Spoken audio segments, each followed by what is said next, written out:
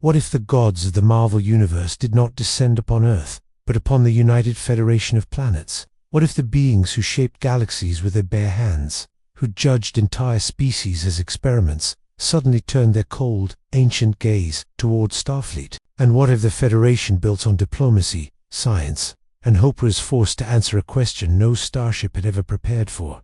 Are you worthy to exist? The stars have always been humanity's promise. But what happens when the stars themselves arrive to judge their children? Space, the final frontier. It had always been a frontier of wonder, of exploration, of hope. But on that day, hope fractured. The anomaly appeared beyond the rim of the Beta Quadrant, larger than a supercluster, silent as a grave. Subspace trembled. Warp lanes bent like thread pulled too tight. Entire star systems experienced temporal distortions, as if reality itself was struggling to breathe. On the bridge of the USS Enterprise, the crew stood frozen. Captain Spock's voice was steady, but beneath it pulsed the faintest tremor of logic confronted by the impossible. The object ahead is not a star, nor is it a vessel. It is alive. The view screen shifted. At first it looked like a nebula swallowing the light around it. Then the shape, clarified immense, armored in cosmic metal, a face carved from infinity eyes that glowed with the birth of galaxies, hands large enough to cradle suns, a single being, and behind it, thousands more. They did not warp in, they did not travel, they simply were, across Federation space. Long-range sensors ignited, in panic. On Vulcan, the High Council fell into stunned silence. On Andoria, fleets mobilized instinctively. On Earth, Starfleet Command ordered red alert across every sector. No enemy had ever been this large. No threat had ever felt this old. A transmission erupted across every frequency, simultaneously, subspace, quantum, even primitive electromagnetic. Chanis, it did not use language. It used presence, and then it translated. We are the Celestials. The name carried weight, older than time. We have observed your species, your alliance, your expansion. Images flooded every mind that could perceive them. Earth's first warp flight, the founding of the Federation, the Borg Wars, the Dominion conflict, exploration, colonization, evolution. You claim progress, a pause that stretched like an executioner's breath. We will determine your worth. The largest of them stepped forward. His armor was etched with dying constellations. His voice was not sound, it was gravity.ra. SHEM.planets trembled in their orbits. On the Enterprise, Captain Kirk felt something he had not felt since facing the unknown edge of the galaxy. Fear, but also defiance. Open a channel. He ordered Spock, raised an eyebrow. Captain, they are not utilizing conventional communication parameters. Then we'll use something unconventional. The screen shimmered, and Kirk stood straighter. This is Captain James T. Kirk of the United Federation of Planets. We come in peace. The silence that followed felt like standing before a tidal wave. You will be judged. And with that, the stars themselves began to move. Warp cores across the quadrant flickered. Subspace collapsed in sectors. Entire fleets attempting to approach the Celestials found their weapons dissolving into harmless photons before they could. Even fire. The Klingon Empire declared this an act of war. The Romulans suspected a Federation superwhip on the Borg, went silent, and somewhere in deep space, Q appeared, arms crossed, expression unreadable. Oh, this, he muttered.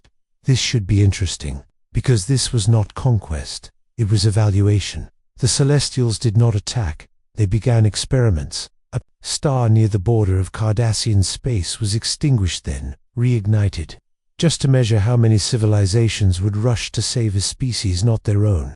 A plague was engineered on a distant colony, curable, but only if the Federation sacrificed strategic resources needed elsewhere. A temporal rift opened above Vulcan, offering limitless knowledge at the cost of unleashing chaos into the timeline. Every decision was watched, measured, calculated, and as Starfleet scrambled to respond, one horrifying truth became clear. The Celestials were not testing their technology, they were testing their morality. On Earth, the Federation Council convened an emergency session. They extinguished a star as if it were a candle. One council member whispered. They revived it. Another countered. Yes, Admiral Pike said quietly. But they wanted to see who would care. And far beyond the Federation's borders, Arishem raised one colossal hand. dot within his palm shimmered Earth itself.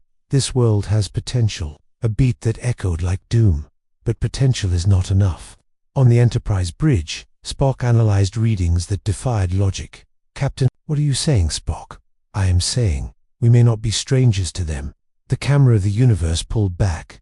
The Celestials had seeded life across countless galaxies in another universe. What if they had done so here as well? What if humanity's evolution, its leaps, its resilience, its impossible survival, had always been part of a design? And what if the Federation was not being judged for its actions, but for its divergence from that design? Arisham's voice thundered once more across reality. "Your growth has deviated from projection. Stars dimmed. You value unity over dominion. Supernovas paused mid-detonation. You defy expectation." And for the first time, something almost like curiosity flickered in those godlike eyes. But curiosity from a god is not comfort. It is danger. Because if the Celestials concluded that the Federation's ideals threatened cosmic balance, they would, not invade, they would erase. And as Q leaned against the railing of the Enterprise observation deck, watching the cosmic giants blot out the stars, he smiled faintly. "Oh, humanity," he whispered. "You finally found something that doesn't care about your speeches." In the distance, Arishem lifted his hand. A beam of cosmic energy began forming not at Earth, not at Vulcan, not at any single world, but at the heart of subspace itself. If fired, warp travel across the quadrant would cease to exist. The Federation would collapse into isolated systems overnight. Judgment was beginning, and this time, there would be no negotiating with gods. The beam grew brighter. The stars held their breath, and Captain Kirk whispered to himself, "There's always a way." But was there? What if the Federation's greatest strengths, unity, became the very flaw the Celestials sought to eliminate? And what if the only way to save the galaxy was to prove that hope itself was stronger than cosmic judgment? The beam hanging in Arisham's hand pulsed like a newborn star preparing to ignite. Across the quadrant, subspace rippled violently. Warp cores fluctuated. Ships dropped from faster-than-light travel, tumbling into normal space like insects caught in a storm. On the bridge of the Enterprise, red alert lights flashed against the stunned faces of the crew. "Energy levels are increasing exponentially," Spock reported. "If the discharge destabilizes subspace, warp travel may become permanently impossible within Federation territory." Bones McCoy exhaled sharply. "You're telling me they can cut us off from each other with a snap of their cosmic fingers?" Spock did not blink. "That is an accurate assessment." Dr. Cook's jaw tightened. The Federation wasn't just starships and treaties. It was connection. It was the idea that no world stood alone. Remove warp travel, and that dream fractured into isolated planets, vulnerable and afraid. Arisham's voice echoed once more, not through speakers, but through thought. "Interdependence creates weakness." In an instant, holographic projections formed across thousands of Federation worlds. Citizens looked up to see the towering figure in their skies. "Your alliance has reduced natural competition." Images followed. Klingon warriors restrained by diplomacy, Romulan plots diffused by negotiation, former enemies sharing research, trading culture instead of conquest. Conflict drives evolution. You have chosen stagnation. The beam brightened. On Kornos Klingon, warships surged toward the anomaly, weapons blazing in fury. Their disruptor fire struck Arisham's armrand, dissolved into harmless particles before impact. The entire battlecruisers were frozen suspended in time like museum pieces. "This is not a battle," Spock whispered. "It is a demonstration." Kirk stepped forward, gripping the captain's chair. "Arisham," he shouted into the void. "You claim to judge progress. You extinguish stars to measure compassion. You test us like lab specimens.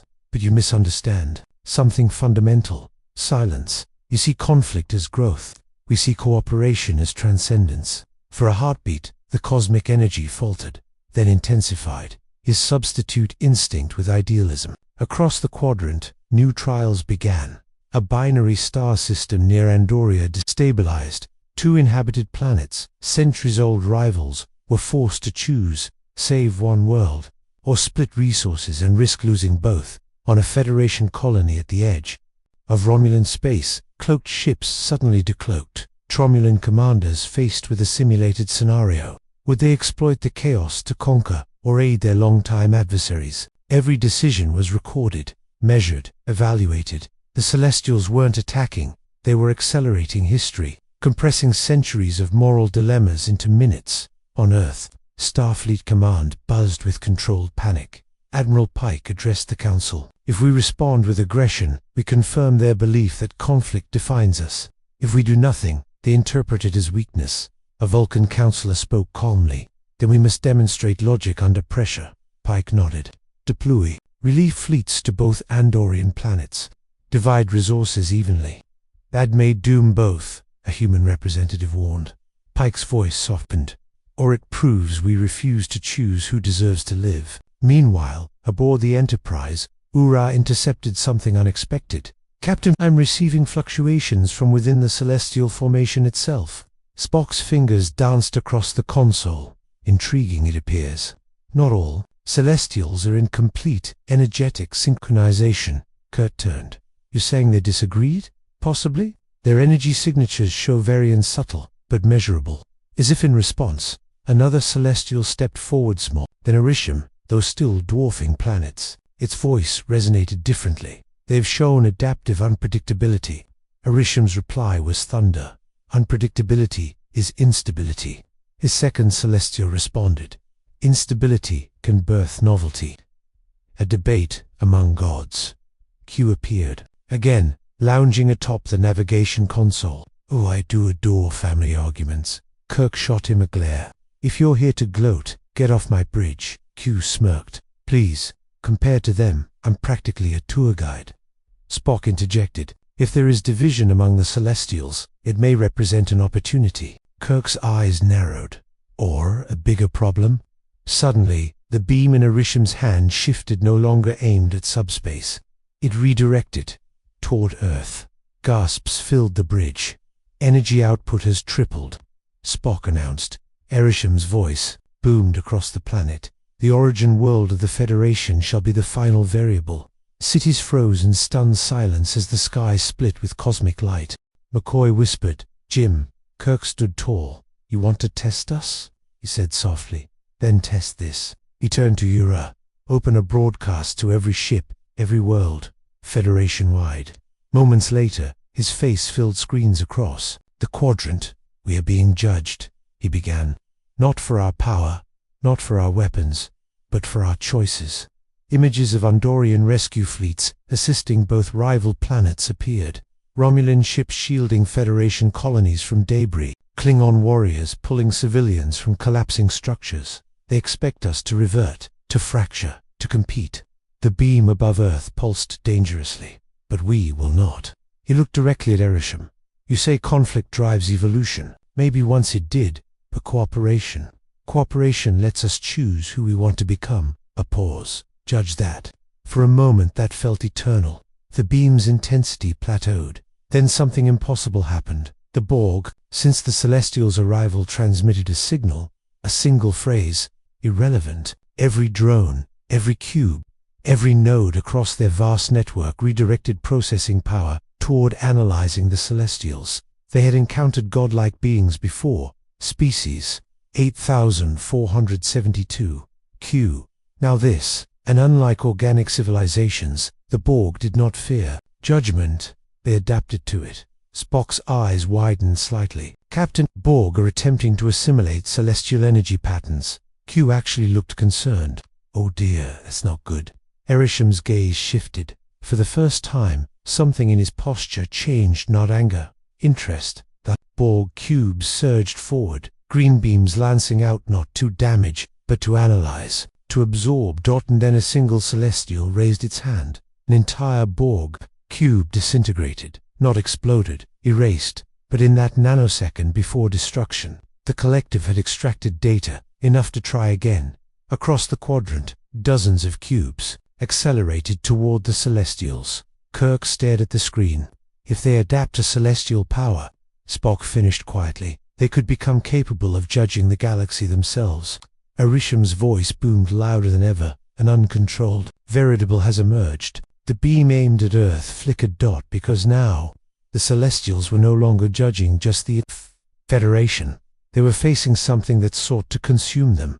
and as Borg cubes swarmed like metallic locusts against cosmic giants, one terrifying possibility emerged. What if the Federation's survival depended not on defying the Celestials, but on saving them? The first cube touched Arishem's energy field. Reality screamed. What if the only thing more dangerous than gods judging the galaxy was the Borg, learning how to become gods themselves? And what if the Federation had to choose between helping their oldest enemy or watching existence itself be rewritten? The first Borg cube that touched Arishem's energy field did not simply explode. It transformed for a fraction of a second.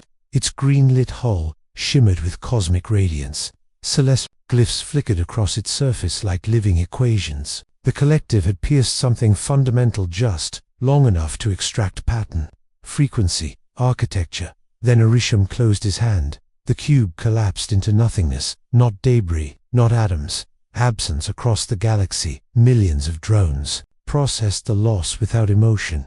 But within the hive mind, a surge of adaptation rippled outward. Data cascaded. Algorithms recalibrated. New directives formed. On the Enterprise bridge, every console flared. Captain Spock said, voice taut with restrained urgency. The Borg have adjusted their modulation frequencies to resonate at a quantum level approaching celestial output. McCaw muttered, in English, Spock, they are learning. Another cube surged forward, then another. Not firing weapons, scanning, adapting, sacrificing themselves in waves. Each annihilated in turn. Each transmitting microscopic fragments of data before deletion. Q straightened from his lounging posture. Eyes narrowed. Oh, that's ambitious. Kirk didn't look away from the screen. You've seen beings like this before. Can the Borg actually succeed? Q hesitated, a rare crack in his arrogance. The Celestials operate on a scale beyond linear existence. But the Borg, they lack imagination. They consume patterns. If they find a stable one, the next cube did not disintegrate immediately. It held for 2 full seconds. Its hull glowed with gold-white light. Celestial energy arced across its surface, but instead of dissolving, it began to circulate contained within adaptive shielding. Spock's hands froze over his console. Captain, but Borg have achieved temporary harmonic alignment. On Earth, the beam aimed at the planet faltered as Arishem redirected focus. The Celestials shifted formation, towering silhouettes repositioning in the cosmic void. The parasite seeks ascension, Arishem thundered. Another Celestial responded, voice echoing like distant quasars. Their unity is pure, without ego, without doubt. Their purpose is consumption. Purpose is evolution. The debate intensified not with words alone, but with gravitational distortions and ripples in space-time. Stars flickered like nervous thoughts. The Borg cube pulsed brighter. Then it transmitted something new. Not a demand, not a threat, an equation across every frequency. The collective projected a mathematical constructor blueprint of celestial energy. Integration, cold, precise, efficient. We will add your biological and technological distinctiveness to our own. But this time, the words carried weight, because it might be possible. Kirk felt a chill. If they assimilate even one celestial, Spock completed the thought. They would gain access to power beyond any known civilization. The collective would cease to be confined to our galaxy. McCoy whispered, they'd become the thing judging us. Q exhaled slowly. And unlike these towering dramatists, the Borg wouldn't test your morality. They'd overwrite it. Another cube surged forward, then another, forming a lattice around the glowing one. They linked energy matrices, sharing the adapted frequency. A network of stolen divinity. Arishem raised both hands. A wave of cosmic force radiated outward, vaporizing 3 cubes instantly. But the fourth held. Cracks formed. In its hull, not from damage, but from transformation. Golden veins of energy pulsed through its structure. Inside, drones convulsed as celestial radiation rewrote their cybernetic implants. For the first time in its existence, the collective experienced something akin to uncertainty. The drone's neural net flickered with anomalous variables that did not conform to binary assimilation. Individuality. Eyes widened almost imperceptibly. Captain, celestial energy appears incompatible with perfect collective integration. It introduces divergence. On the view screen, the glowing cube began to change shape, edges softening, angles warping into unfamiliar geometry. Within its corridors, drones paused mid-motion. One drone lifted its head and hesitated. A single word escaped its mouth, not in unison with the hive. Across the collective, alarms cascaded. The anomaly spread like a virus. Drones connected to the altered cube began experiencing microseconds of disconnection gaps in the perfect chorus. Q smiled faintly. Well, that's new. Arishem's voice resonated again. The parasite cannot contain creation. With a final gesture, he unleashed a focused beam note. Annihilation, but extraction. The stolen celestial energy ripped from the cube in a blinding surge. The vessel imploded. Silence followed. Across the galaxy, Borg cubes halted their advance, processing, recalculating. For the first time in their history, assimilation had not resulted in improvement. It had resulted in instability. On the Enterprise, Kirk released a breath he hadn't realized he was holding. They can't control it. Spock nodded. Celestial power appears to resist homogenization. It amplifies divergence rather than suppressing it. McCoy allowed himself a thin smile. You're telling me even gods can't be collectivized? Q clasped his hands behind his back. Oh, they can be, but not by something that lacks imagination. Arishem lowered his hands. The beam aimed at Earth vanished. The immediate threats subsided, but the atmosphere grew heavier. The Federation has introduced chaos into evaluation, Arishem declared. Kirk frowned. We didn't invite the Borg. Your alliance enabled their survival. Images flooded minds against Federation battles against the Borg. Moments when cubes were spared for study, when compassion stayed total extermination. He preserved threats. Cook's voice was steady. We preserve life. Life seeks dominance. Not all life, Kirk countered. A pause stretched across light years. The second Celestia, the one who had questioned. Arishem spoke again. They defend even that which hates them. On Andoria, relief fleets successfully stabilized both planets. Casualties were high, but neither world fell. On the Romulan border, commanders chose aid over conquest. Across Federation space, unity held, Arishem observed. Compassion generates risk. Spock stepped forward beside Kirk. Risk is inherent in all growth. Arishem's gaze shifted to Vulcan's son. You speak of logic. I do. Logic favors elimination of threats. Spock's eyes did not waver. Logic also favors long-term stability. Cooperation yields greater sustainability than perpetual conflict. The Celeste's eyes flared brighter. You argue your case. Kirk realized something then. This wasn't just judgment. It was a trial, and they were being allowed to defend themselves.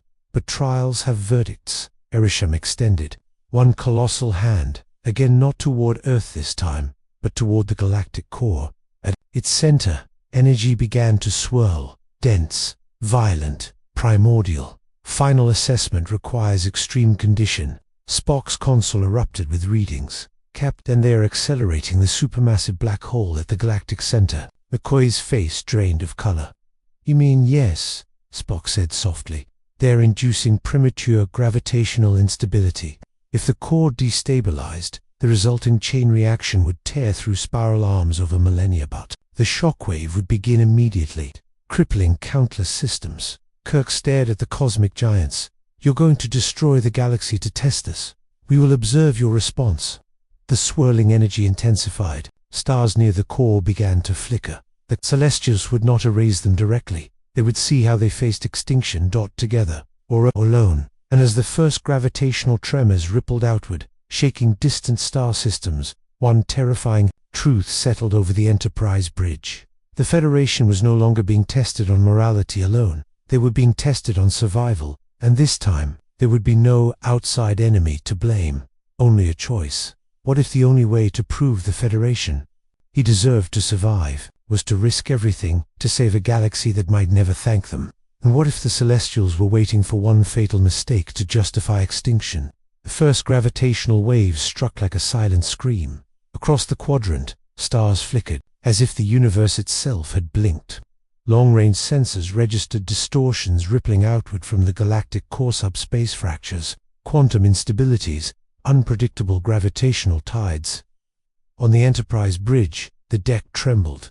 Report, Kirk demanded. Spock's fingers moved rapidly. The supermassive black hole at the galactic center has increased rotational velocity by 0.003%. That deviation is catastrophic at its scale. The resulting gravitational harmonics are propagating along spiral density waves. McCoy stared at the screen. How long before it hits us? Localized distortions have already begun, Spock replied. Full destabilization of the inner sectors will occur within hours. The view screen shifted to a live feed from deep space monitoring stations. Entire star systems near the core were experiencing orbital drift. Planets pulled slightly out of alignment. Asteroid belts shredded into lethal storms, and the Celestials watched. They did not interfere. They did not accelerate further. They simply observed. Arishem's voice echoed through space. Extinction event simulation commenced. Kirk clenched his jaw. They're not destroying the galaxy outright. They're pushing it to the brink. Indeed, Spock said quietly. They are measuring our response under existential pressure. Across Federation space, emergency channels erupted with chaos. Starfleet Command transmitted orders to evacuate vulnerable colonies. Klingon war fleets diverted from their borders to stabilize gravitational anomalies near shared systems. Even Romulan commanders requested joint scientific coordination. For the first time in history, ancient rivals shared real-time data without deception. Because this was bigger than territory, bigger than pride. On Earth, Admiral Pike addressed the Council once more. We cannot stabilize the core alone. Not with current technology. A Vulcan scientist projected calculations into the air. To counteract the induced spin, we would require a coordinated gravitational dampening field of unprecedented magnitude. Meaning, Pike pressed, every warp-capable vessel in the quadrant would need to synchronize deflector arrays simultaneously. A human representative exhaled sharply. You're suggesting we trust the Klingons and Romulans with a synchronized energy matrix tied to our warp core? Pike's voice hardened. I'm suggesting we trust that they want to survive. On the Enterprise, Kirk made the call. All ships in range. This is Captain Kirk. We're forming a stabilization grid. Federation, Klingon, Romulan. One who can hear this. Align your deflectors to these coordinates. He transmitted Spock's calculations. There was a pause. Then a Klingon general responded. Federation tactics often lack honor, but extinction lacks it more. We will join. Moments later, a Romulan voice followed. For once, we agree. Starships across the quadrant began repositioning, hundreds, then thousands, forming a vast lattice of energy focused toward the galactic core. Above them all, the Celestials loomed like silent judges. Arishem spoke again. Cooperation under duress is expected. The second Celestial responded, its tone softer yet immeasurable. Their willingness to share vulnerability is not. On the Enterprise bridge, Spock monitored the grid's formation. Captain, we are achieving partial harmonic alignment. Partial won't cut it, McCoy muttered. At the galactic center, the black hole's accretion disk flared violently. Jets of radiation lashed outward, destabilizing nearby systems. The first inner sector colony transmitted a final message before its sun flared, uncontrollably. Then, silence. Kirk swallowed hard. Initiate synchronization across thousands of ships. Deflector arrays glowed in unison. A web of energy lanced through subspace, converging on the core. Gravitational waves met resistance, a counterforce born not from one empire, but many. For a moment, the spiraling distortion slowed. Cheers erupted on multiple bridges. Then the black hole surged. Again, the Celestials had not unleashed their full influence. Spock's voice sharpened. Captain, our grid lacks sufficient amplitude. We require an additional energy source equivalent to a star. McCoy finished grimly. Kirk's mind raced. A star. He turned slowly toward the looming figures on the view screen. You want to see how far we'll go? He whispered. Q appeared beside him, unusually solemn. Careful, Captain. They're curious what you're willing to sacrifice. Kirk made his decision. Spock, calculate the nearest uninhabited red giant within safe detonation radius of the core. Spock hesitated only a fraction. There is one. However, inducing a controlled supernova would permanently alter several minor systems. Uninhabited. Kirk asked. Yes, then we use it. McCoy stared at him. Jim, that's playing God. Kirk's eyes never left the screen. No, it's choosing to act. The plan spread quickly. A coordinated detonation of the red giant would release enough counter-gravitational force to offset the celestial-induced spin, but it required precise timing and the sacrifice of a star that had burned for billions of years. Starfleet vessels moved into position around the red giant. Klingon warbirds reinforced containment fields. Romulan science ships calibrated the ignition sequence dot above them. Arishem observed. They destroy to preserve. The second celestial replied. They sacrifice potential for survival. This mirrors our purpose. Kirk heard the words echo in his mind. You seeded worlds. You ended civilizations to shape evolution, he said aloud. We're not the same. You have just chosen extinction of a star. Kirk's voice was steady. To save billions. A long silence followed. Then, proceed. The red giant ignited. Light consumed the sector in blinding brilliance as the star collapsed into controlled supernova. The shockwaves surged outward, channeled by the synchronized deflector grid, toward the galactic core. For a terrifying second, it seemed as though the entire spiral arm would tear apart. Then the black hole's spin decreased. Gravitational harmonics stabilized. Across the quadrant, stars returned to normal alignment. The extinction cascade halted. On countless worlds, citizens looked up at calm skies once more. Relief washed through bridges and command centers. They had done it. Together, the Bestios remained motionless. Eyes burned brighter. You have demonstrated adaptability. The second celestial added, and collective resolve. Kirk exhaled slowly. So that's it? We pass. The stars dimmed slightly as Arishem stepped forward. A ripple of dread spread through every mind connected to the cosmic broadcast. You have shown strength. His voice deepened, echoing with something older than galaxies. But strength is not the final measure. Spock's brow furrowed. Then, what is? Arishem raised his hand once more, but this time, not toward a star, toward Earth. Within his palm, a projection formed. Human DNA, spiraling and shifting. Hidden markers glowed within it, ancient and unmistakable. Your species carries our design. The bridge fell silent. You are not an accident. Kirk felt the weight of that revelation settle into his bones. What are you saying? He asked quietly. He was seeing images flooded every screen. Prehistoric Earth, unseen giants shaping oceans, guiding evolution, embedding potential within fragile organisms. You were meant to become more, McCoy whispered. More than what? Arishem's gaze intensified. More than you have. And in that moment, the trial shifted. This was no longer about whether the Federation deserved to survive. It was about whether humanity had fulfilled a destiny written by gods, and whether defying that destiny was a flaw or a triumph. The stars darkened again, not in violence, but in anticipation. Judgment was entering its final phase. What if humanity was never meant to build the Federation at all, but to become something far greater and far more dangerous? And what if the Celestials weren't judging the Federation's morality, but its refusal to evolve into what they designed it to be? The revelation hung over Earth like a second sun. You were red. Across the planet, people stared at skies filled with the towering image of Arishem. Scientists, politicians, children, every human being felt the weight of that sentence, pressing against their understanding of existence. On the bridge of the Enterprise, silence gripped the crew. Spock broke it first. Captain, if the Celestials influenced human genetic development, it would explain several anomalous evolutionary leaps: rapid cognitive expansion, resilience to environmental extremes, adaptive creativity. McCoy folded his arms tightly. Are you telling me we're some cosmic science project? Arishem answered before Kirk could. You were an experiment in potential. Images poured into their minds, early hominids standing beneath unfamiliar constellations, unseen hands guiding mutations, subtle adjustments across millennia. Your species was designed to transcend. Kirk stepped forward, jaw tight. Transcend. Into the Celestial's voice resonated like the birth of a universe. Into us. The bridge lights flickered as if reacting to the enormity of the statement. Spock's pupils narrowed.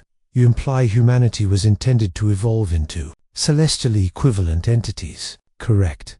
McCoy let out a disbelieving laugh. That's insane. It is inevitable. Arishem extended his hand. A holographic projection appeared, human DNA strands unfolding into luminous geometric structures, expanding, reshaping, organic flesh replaced by cosmic architecture, individuality dissolving into immense godlike forms. Your technological progression is slow, your moral framework limits your ascension. Kurt felt anger rising. Our morality is what defines us, it restrains you. The second Celestial stepped forward, its voice less severe. They have chosen cooperation over dominance, and thus have delayed their evolution, Arishem countered. On Earth, Starfleet scientists scrambled to analyze the genetic data being broadcast. Hidden sequences dormant glowed faintly within every human genome. Dr. Beverly Crusher, watching from Starfleet Medical, whispered, "These markers, they're inert, but if activated." The projection shifted again, showing humans undergoing rapid transformation. Bodies disintegrating into radiant energy. Consciousness expanding beyond physical boundaries. They could become something else entirely, she finished. On the Enterprise, Kirk stared at Arishem. "You're disappointed. You were projected to ascend within this cosmic cycle, and because we didn't," Kurt challenged, "you have underperformed." The words struck harder than any weapon. Spock's voice was calm but intense. "Captain, if these sequences were triggered artificially, it could result in catastrophic biological destabilization," McCoy snapped. "Catastrophic. It would wipe out humanity as we know it." Arishem did not deny it. Ascension requires sacrifice. Across Federation space, panic rippled. The idea that humanity had been engineered, tended to abandon its current form, shook philosophical and religious foundations alike. On Vulcan, the High Council debated whether similar markers existed in their own species. On Kronos, leaders bristled at the implication that humans were destined for godhood. On Romulus, the suspicion deepened. Had they been manipulated too? The Celestials had not just revealed a secret, they had destabilized identity itself. Kirk took a slow breath. "Let me get this straight. You seeded humanity to become like you. We didn't follow your projection, so now you're judging us. Accurate. And if we choose not to ascend," Arishem's eyes burned brighter, "then you have rejected your purpose." The second Celestial interjected, its tone contemplative, "or they have defined a new one." The tension between the cosmic giants intensified. Q reappeared quietly near the captain's chair, unusually subdued. "Now this is fascinating." Kirk shot him a look. "You knew?" Q tilted his head. "Oh, I suspected humanity was special. I just didn't realize you were supposed to join the cosmic architects." Spock stepped closer to the screen. "Arishem, if humanity ascends into celestial form, what becomes of the Federation, of Earth, of individuality?" "Individuality is a transitional state," McCoy muttered. Translation: it disappears. The projection shifted again, showing billions of humans transforming simultaneously, Earth's biosphere disintegrating. Under the energy release, the planet itself fracturing into raw matter to fuel the metamorphosis. Gasps echoed across the bridge. Kirk's voice hardened. Cliff's voice hardened. "That's genocide. It is evolution. Not by our choice." Arishem paused. "Choice is irrelevant to design." That was it. Kirk stepped forward, fury simmering beneath his composure. "No, that's where you're wrong." The bridge fell silent. "You think evolution is a straight line, a projection to be met. But we chose a different path. We chose to build alliances, to protect weaker worlds, to grow through understanding, not domination. You have stalled. We've matured." For the first time, Arishem did not immediately respond. Spock seized the moment. "If humanity was engineered for potential, then divergence from your projection represents a new variable. Innovation beyond design." The second Celestio's energy flared subtly. Unpredicted growth. Arishem's voice deepened. "Oh, our malfunction." Suddenly, alarms blared across the Enterprise. "Captain!" Aurora called out. "Multiple Federation citizens are experiencing genetic activation." Spock's console filled with data. The dormant sequences within human DNA are reacting to celestial proximity.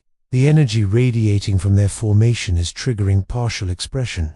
On Earth, individuals collapsed as faint golden light shimmered beneath their skin. Across colonies, similar reports flooded in. McCoy's face drained of color. "They're changing," Arishem observed impassively. "The process has begun." Kirk spun toward the screen. "You said ascension requires sacrifice. You didn't say you'd force it. The opportunity is being presented." People on Earth began levitating slightly above the ground, surrounded by faint halos of energy. Some screamed, others stared in awe. Spock's voice was tight. If the activation continues, cellular cohesion will destabilize within hours. Q's expression shifted, no longer amused. Oh dear, they're accelerating the timetable. Kirk made a decision in a heartbeat. All ships, channel deflector arrays, toward Earth. We're creating a dampening field. Spock's eyes widened. Captain, that may interfere with celestial energy directly. Cliff across the quadrant. Federation vessels redirected power. A protective web formed around Earth, attempting to suppress the cosmic radiation. The golden glow around affected humans flickered, weakening slightly. Arisham's eyes flared. Brighter. You resist your ascension. Kirk's voice was resolute. We resist being forced. You deny your destiny. We define it.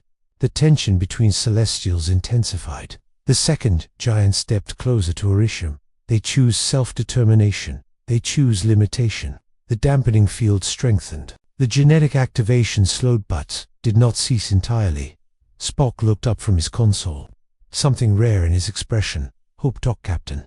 The markers are stabilizing. If we maintain the field, the activation may remain dormant. Arishem stared at Earth for a long, immeasurable moment. He rejects godhood. Kirk met his gaze. Yes, the word echoed across space. A simple, fragile, defiant word. Arishem lowered his hand slightly, but not fully. Then your final judgment shall determine whether your choice merits continuation. The stars dimmed once more. This was not about ascension anymore. It was about defiance, and whether a species that rejected godhood deserved to exist at all. What if the final judgment was never about power, evolution, or destiny, but about whether humanity could stand before its creators and say, no, and mean it? And what if that defiance would cost more than extinction? The dampening field around Earth shimmered like a fragile shield against the divine. Starfleet vessels strained, warp cores pushed to critical thresholds, deflectors glowing white-hot as they fought against celestial radiation. On the surface below, the golden light beneath human skin flickered, then steadied, contained, but not erased. Spock's voice cut through the tension. Captain, we can maintain suppression for approximately 43 minutes before structural failure across the fleet. McCoy exhaled sharply. 43 minutes to argue with gods. Kirk didn't respond immediately. He was staring at Arishem, the colossal face that had shaped humanity as origin and now questioned its right to continue. Final judgment, Kirk said quietly. What does that mean? Arishem's voice rolled across the stars. You have demonstrated compassion, unity, adaptability. A pause that felt like the universe inhaling. But you have rejected your intended evolution. The second Celeste's energy pulsed softly beside him. They have chosen self-determination, self-determination, that denies cosmic purpose, Arishem countered. Spock stepped forward again. Purpose imposed without consent is not purpose. It is control. Arishem's gaze fixed on him. You defy design. Yes, Spock replied calmly. We do. Across Federation space, citizens listened. Every species, every world. The trial was no longer humanity's Elunit, was a referendum on freedom itself. Arishem raised one immense hand, and the stars behind him dimmed unnaturally. Final evaluation. Remove the variable.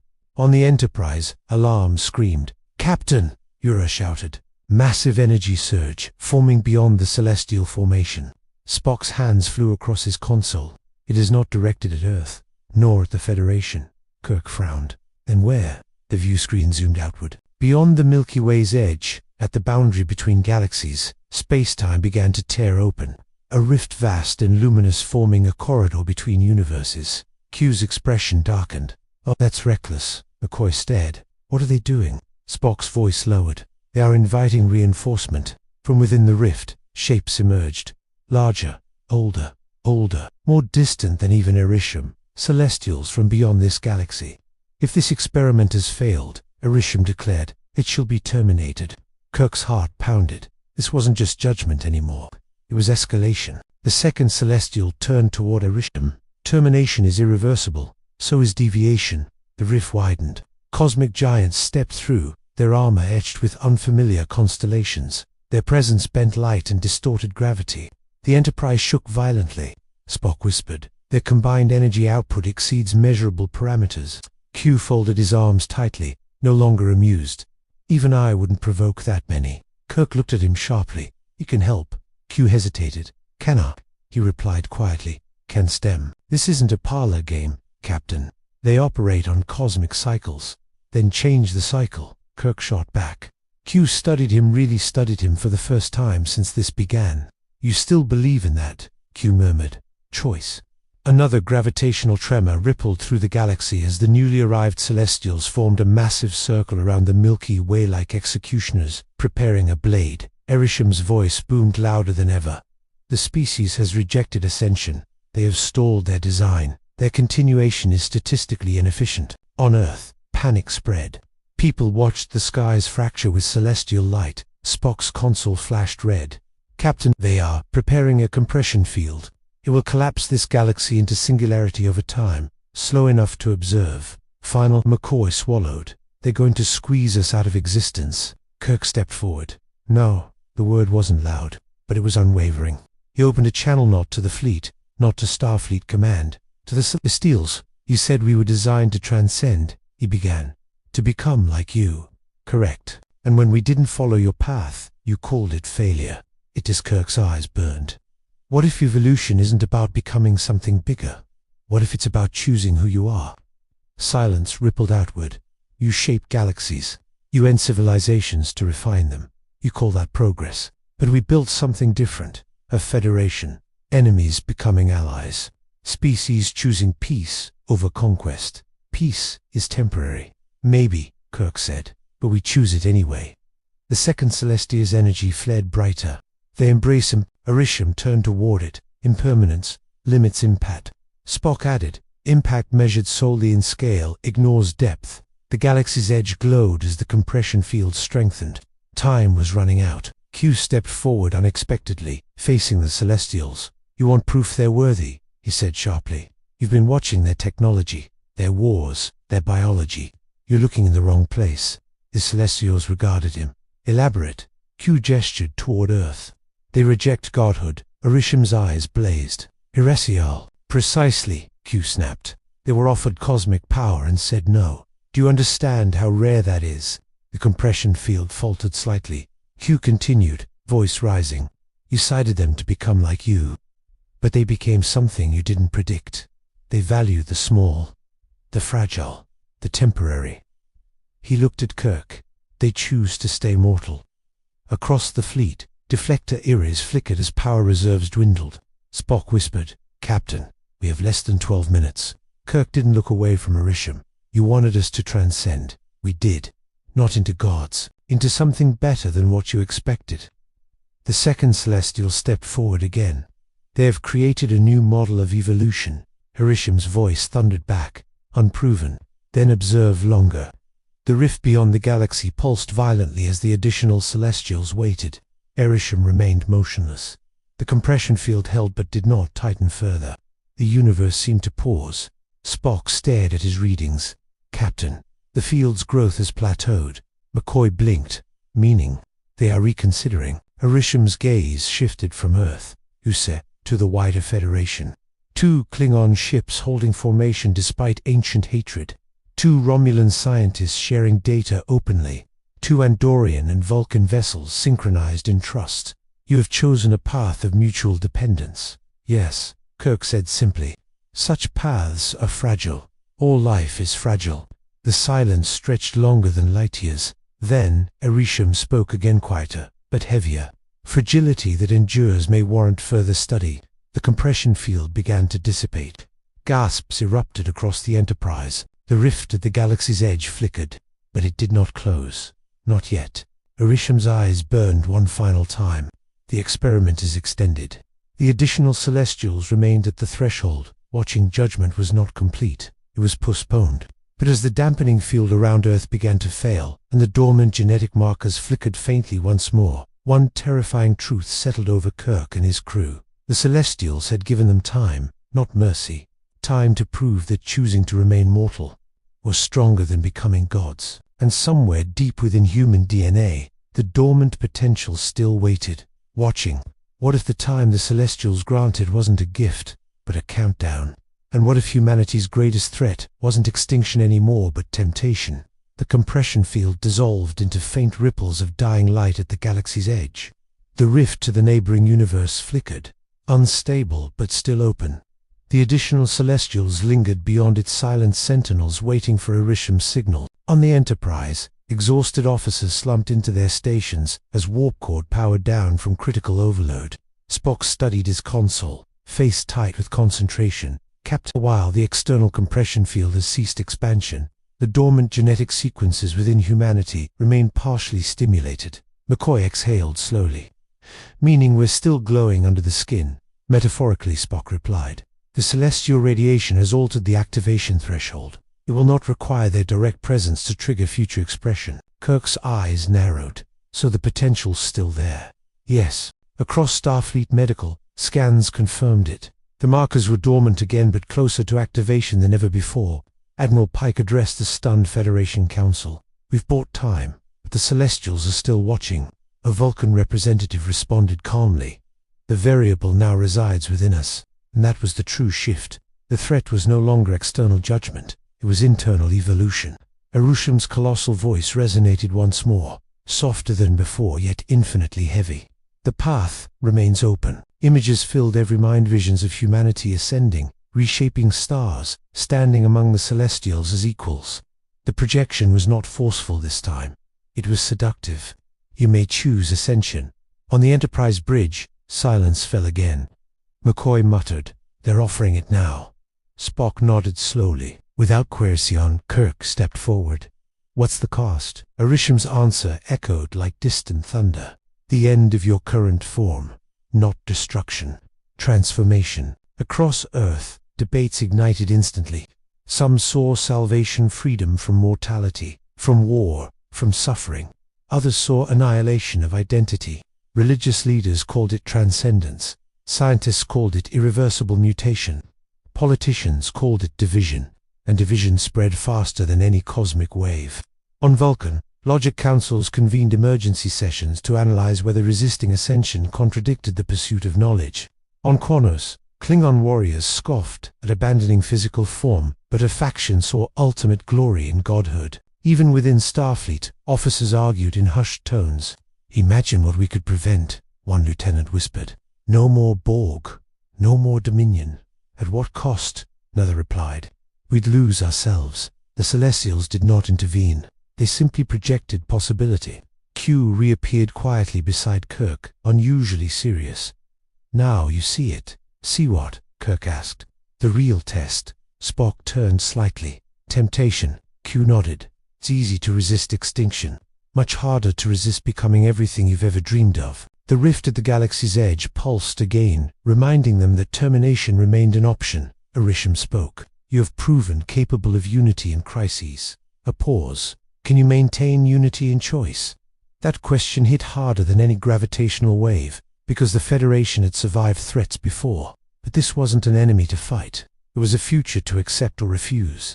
On Earth, protests erupted. Some demanded immediate activation of the genetic markers. Others demanded permanent suppression. Families argued. Alliances strained. The golden shimmer beneath human skin flickered slightly brighter in moments of emotional intensity, as if responding to will itself. Spock analyzed new data. "Captain, the markers appear influenced by neural patterns. Strong desire correlates with increased activation." McCoy blinked. "You're telling me if enough people want it?" "Yes," Spock replied. "Collective intention may trigger ascension organically." Kirk felt the weight of leadership heavier than ever before. "If humanity splits on this," he began. "The Federation fractures," Spock finished quietly. Above them, the Celestials remained silent observers. The second Celestial turned slightly toward Arishem. "Their internal conflict is intensifying." "As predicted," Arishem replied. "If they self-destruct through division, judgment becomes unnecessary." Kirk heard those words echo in his mind like ice. That was the trap. Not annihilation, not forced evolution, but letting them tear themselves apart. He opened a Federation-wide channel once more.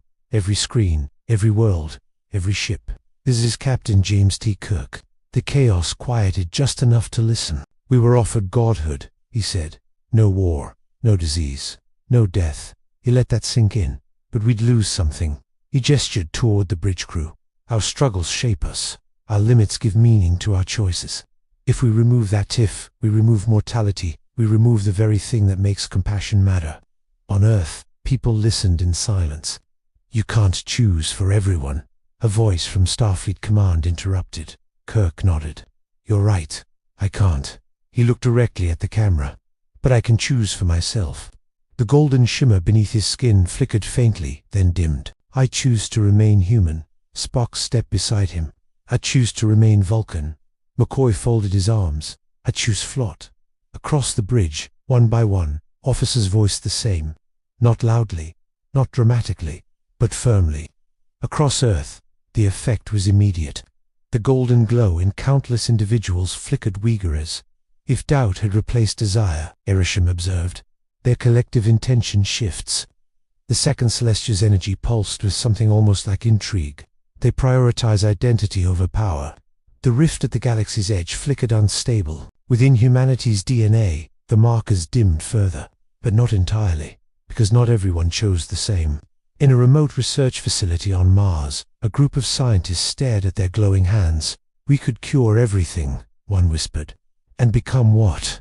Another asked. The glow intensified. On the Enterprise, Spock's console flared suddenly. Captain, localized activation detected on Mars. Kirk's heart dropped. The test wasn't over. Some had chosen differently, and if even a fraction of humanity ascended, the balance could shatter. Above the galaxy, Arishem's voice returned, calm and immense. The final variable emerges. The rift pulsed brighter, because now the question wasn't whether humanity would reject godhood, it was whether it could survive those who embraced it. What if humanity's final judgment wasn't decided by gods, but by the first human who chose to become one? And what if saving the Federation meant confronting the very future the Celestials had designed?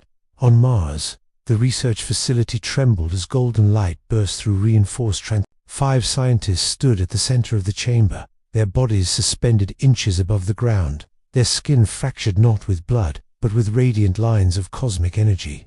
The dormant genetic markers had crossed the threshold. Spock's voice cut through the Enterprise bridge. Captain, their neural activity has exceeded biological parameters. Cellular cohesion is failing. McCoy stared at the readings. They're not dying. No, Spock replied quietly.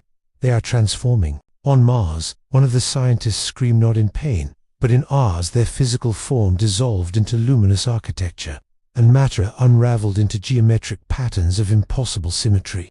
The facility's gravity generators overloaded. Air ignited with plasma arcs. Then silence. Where 5 humans had stood, 5 towering silhouettes of golden light hovered, vaguely humanoid but vast, expanding beyond the building, phasing through matter without resistance. Across the galaxy, the Celestials turned. Arishem's voice resonated with thunderous certainty. Ascension commences. The newly formed beings looked at their hands, no longer flesh, but starlight. One spoke, voice layered with harmonic echoes. We can see everything. Their perception expanded instantly across solar systems, across minds, across probability itself. On Earth, billions felt the shift. Some fell to their knees. Others recoiled in fear. Kirk whispered, "Open a channel." Spock hesitated only a fraction before complying.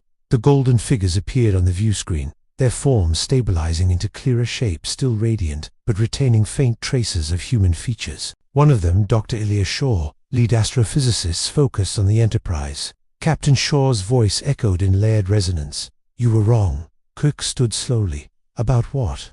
"Mortality's limitation. We can end suffering. We can reshape the galaxy before the Celestials decide for us." Behind them, the rift at the galaxy's edge pulsed brighter, responding to the new cosmic signatures. Spock's eyes widened slightly.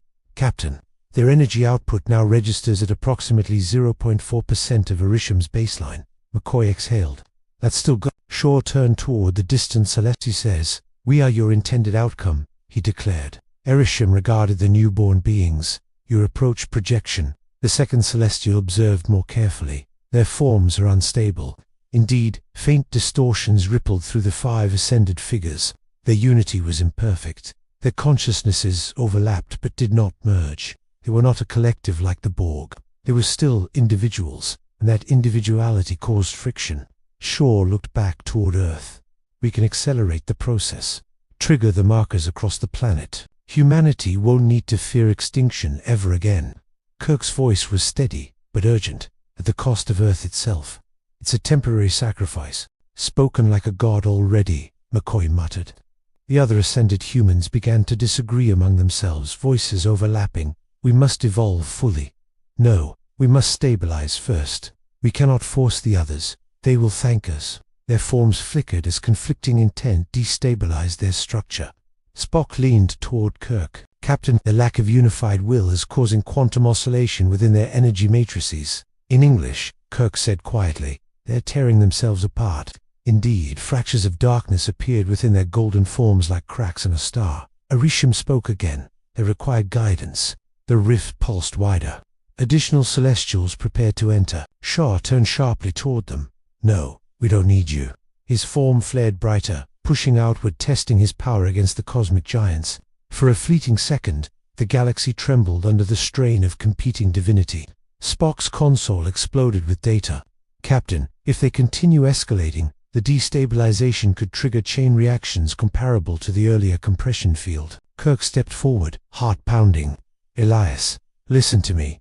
The glowing figure hesitated. You're not stable, Kirk continued. You're not unified. You're powerful, but you're still human. That's the problem, Shaw replied. We don't have to be. You think becoming like them solves everything? Kirk challenged. They still argue. They still judge. Power didn't erase their conflict. Shaw faltered slightly. Behind him, another ascended human screamed as a fissure of dark energy split through their torso. Spock's voice lowered. Captain! Their forms cannot reconcile individuality with celestial-scale energy. The contradiction is unsustainable. Kirk met Shaw's blazing gaze.